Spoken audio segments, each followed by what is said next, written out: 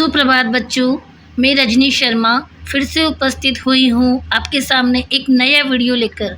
बच्चों, आज हम रुचिरा तृतीय भाग का तृतीय पाठ डीजी भारतम के प्रश्नोत्तर करने जा रहे हैं। चलिए बिना किसी देरी के हम शुरू करते हैं। हमारा पहला प्रश्न है, अधोलिखितानां प्रश्नानां उत्तराणि एक पदेन लिखत।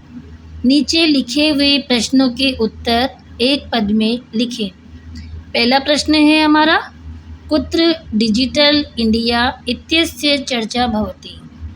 डिजिटल इंडिया की चर्चा कहाँ पर होती है? उत्तर होगा संपूर्ण विश्व। ख, केन सह मानवस्य आवश्यकता परिवर्तते। किसके साथ मानव की आवश्यकता भी परिवर्तित होती है? उत्तर होगा काल परिवर्तनेन। काल परिवर्तनेन यानी समय परिवर्तन के अनुसार मानव की आवश्यकता भी परिवर्तित होती है। ग, आपणे वस्तूनां क्रय समये केषाम् अनिवार्यता न भविष्यति। आपणे यानी बाजार में वस्तुओं के खरीदते समय किसकी अनिवार्यता यानी आवश्यकता न भविष्यति नहीं होगी? उत्तर होगा रूप्यकाणां। घ, कस्मिन् उद्योगे वृक्षाः उपयुज्यन्ते। किस उद्योग में वृक्ष यानी पेड़ों की उपयुज्यन्ते उपयोग किया जाता है, यानी किस उद्योग में पेड़ों का उपयोग किया जाता है? उत्तर होगा कर्गदो उद्योग, कागज उद्योग में। ड, अद्य सर्वाणि कार्याणि केन साधितानि भवन्ति। आज सभी कार्य किससे पूरे किए जाते हैं? उत्तर होगा संगणक यंत्रेण यानी कंप्यूटर के माध्यम से आज सभी कार्य साधितानि पूरे किए जाते हैं। प्रश्न नंबर 2, अधोलिखितान् प्रश्नान् पूर्णवाक्येन उत्तरत। नीचे लिखे हुए प्रश्नों के उत्तर पूर्ण वाक्य में दे। क, प्राचीन काले विद्या कथम गृह्यते इसमें। प्राचीन समय में विद्या किस प्रकार से ग्रहण की जाती थी? उत्तर होगा प्राचीन काले विद्या श्रुति परंपरिया गृह्यते स्म। यानी प्राचीन समय में बच्चों विद्या श्रुति परंपरा सुनने की परंपरा से ग्रहण की जाती थी, अर्थात मौखिक के रूप में ग्रहण की जाती थी। ख, वृक्षाणां कर्तनं कथम न्यूनतां यास्यति। वृक्षों यानी पेड़ों का काटना किस प्रकार से कम होगा, यानी पेड़ों को काटना कैसे कम करेंगे? उत्तर होगा संगणकस्य अधिकाधिक प्रयोगेन वृक्षाणां कर्तनं न्यूनतां यास्यति। यानी कंप्यूटर का अधिक से अधिक प्रयोग करने से वृक्षों को काटना कम हो जाएगा। बच्चों, अर्थात ये मतलब ये है कि कंप्यूटर जो है आजकल हम यूज करते हैं उसमें हमारा काफ़ी सारा डाटा सेव हो जाता है, तो हमें उस कॉपियों में उसको उत्तर को लिखने की ज़रूरत नहीं होती है। इसलिए अधिकतर डाटा हमारा कंप्यूटर में यूज़ होता है, इसलिए कम से कम हमारे पेपर यूज़ होते हैं। तो जितने पेपर कम यूज़ होंगे उतना पेड़ कम कटेंगे। ग, चिकित्सालये कस्य आवश्यकता अद्य न अनुभूयते। चिकित्सालय में किसकी आवश्यकता आज अनुभूत नहीं होती है?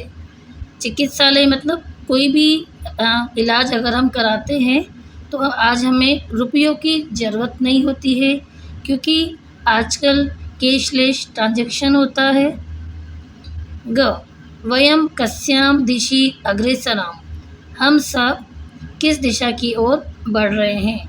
उत्तर होगा वयम डिजी भारतम इति अस्याम दिशि अग्रेसराम। हम सब डिजिटल इंडिया की ओर बढ़ रहे हैं।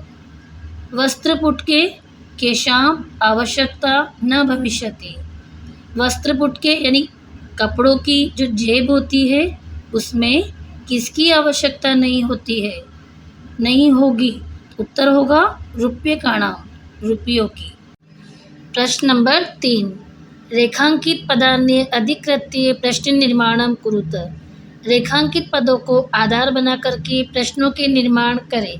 पहला प्रश्न है बच्चों, भोजपत्रोपरि लेखनम आरब्धम। भोजपत्र के ऊपर लेखनम यानी लिखना आरंभ किया।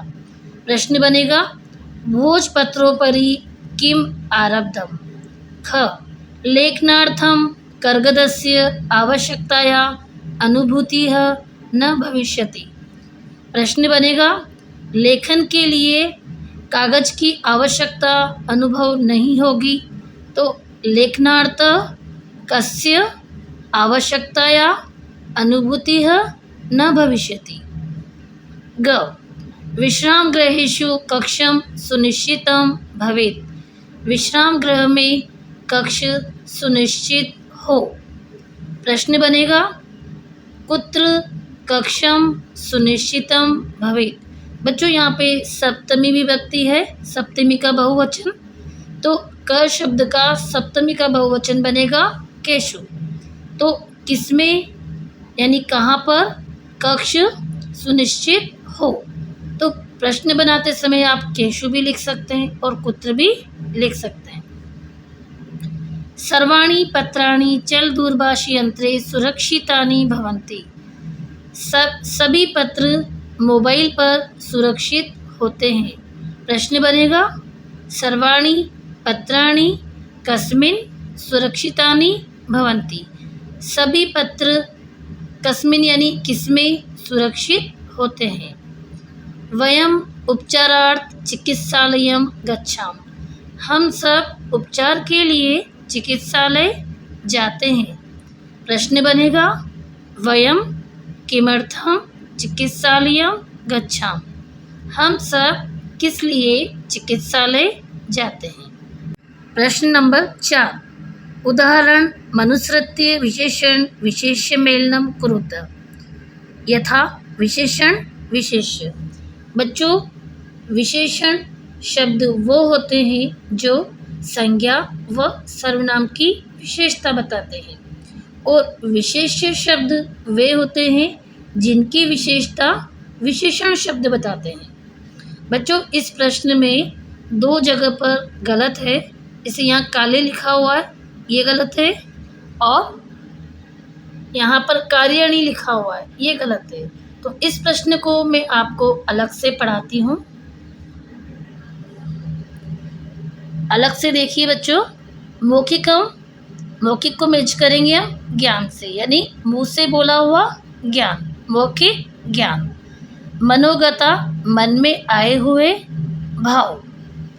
टंकिता यानी छपी हुई लिखी हुई सामग्री।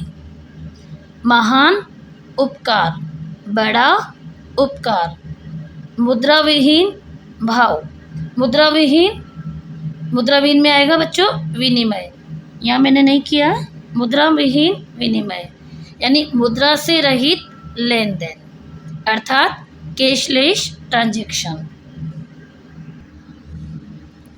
प्रश्न नंबर 5, अधोलिखित पदियों संधिं कृत्वा लिखत। बच्चों, यहाँ पे संधि के पद दिए हुए हैं, इनको हमें जोड़ कर के संधि पद लिखना है। पदस्य अस्य बनेगा पदस्यास्य, ये दीर्घ संधि है। पदस्य में अ प्लस अ बराबर आ, दीर्घ संधि। तालपत्र ऊपरी। तालपत्र के पीछे बच्चों अ साउंड है, अ, और यहाँ लिखा हुआ है ओ, तो अ और ओ मिला के क्या बनेगा बच्चों, ओ। तो हमारा उत्तर होगा तालपत्रोपरि, यहाँ पर गुण संधि है। च अतिष्ठत, च प्लस अतिष्ठत मिलाकर बनेगा चातिष्ठत, दीर्घ संधि। कर्गद उद्योगी, अ और उ मिलाकर बनेगा ओ, तो हमारी संधि होगी कर्गदोद्योगी। क्रय प्लस अर्थम, अ प्लस अ बराबर आ, क्रयार्थम। इति प्लस अन्यो, इत्यन्यो। बच्चों, यहाँ पे यण संधि है, ई का य बन जाता है, और इस प्रकार ई का य बनेगा और य के पीछे अ है, तो इत्यन्यो। संधि बच्चों में अलग से आपको पढ़ाऊंगी। उपचार प्लस अर्थम उपचारार्थम। प्रश्न नंबर 6। उदाहरण मनुसृत्य अधोलिखितेन पदेन लघु वाक्य निर्माणं कुरुत। जिज्ञासा मम मनसि वैज्ञानिकानां विषये जिज्ञासा अस्ति। क आवश्यकता अधुना वस्तु क्रयार्थं रूप्यकाणाम् आवश्यकताया न अस्ति। अधुना यानी आज, वस्तु क्रयार्थम कोई भी वस्तु खरीदने के लिए रूप्यकाणाम रुपयों की आवश्यकता न अस्ति नहीं है। सामग्री लिखिता सामग्री सुरक्षिता न अतिष्ठत। लिखित सामग्री सुरक्षित न अतिष्ठत नहीं रहती है। पर्यावरण सुरक्षा अत्यावश्यका अस्ति। पर्यावरण सुरक्षा अति आवश्यक होती है। विश्राम गृहम पर्यटका विश्राम गृहम गच्छन्ति। पर्यटक विश्राम गृह को जाते हैं। प्रश्न नंबर 7। उदाहरणानुसारं कोष्टक प्रदत्तेषु पदेषु चतुर्थी प्रयोज्य रिक्त स्थान पूर्ति कुरुत। बच्चों यहाँ पे चतुर्थी विभक्ति दी हुई है। देखिए यहाँ पे ददातु लिखा हुआ है, देही और ददामी। तो दा धातु के रूप में, दा धातु के योग में चतुर्थी विभक्ति का प्रयोग किया जाता है। और यहाँ पे बच्चों देखो रोचते, तो यहाँ पे धातु कौन सी है? रुच। तो रुच धातु के योग में भी चतुर्थी विभक्ति का प्रयोग किया जाता है। पुस्तकम देही, छात्र शब्द में यदि हम चतुर्थी लगाएंगे तो क्या बनेगा? छात्राय। पुल्लिंग है, जैसे राम में बनती है रामाय, उसी प्रकार से छात्र भी पुल्लिंग है, तो क्या बनेगा? छात्राय। अहम में वस्त्राणि ददामि, निर्धन, निर्धन की चतुर्थी बनेगी बच्चों निर्धनाय। रोचते लता, लता स्त्रीलिंग है और लता की चतुर्थी बनती है लताये। रमेश सुरेशाय अलम, सुरेश की चतुर्थी बनेगी सुरेशाय। बच्चों अलम शब्द में तृतीया विभक्ति भी आती है और चतुर्थी विभक्ति भी आती है। तृतीया विभक्ति आती है मत करो इस अर्थ में, और चतुर्थी विभक्ति आती है पर्याप्त के अर्थ में।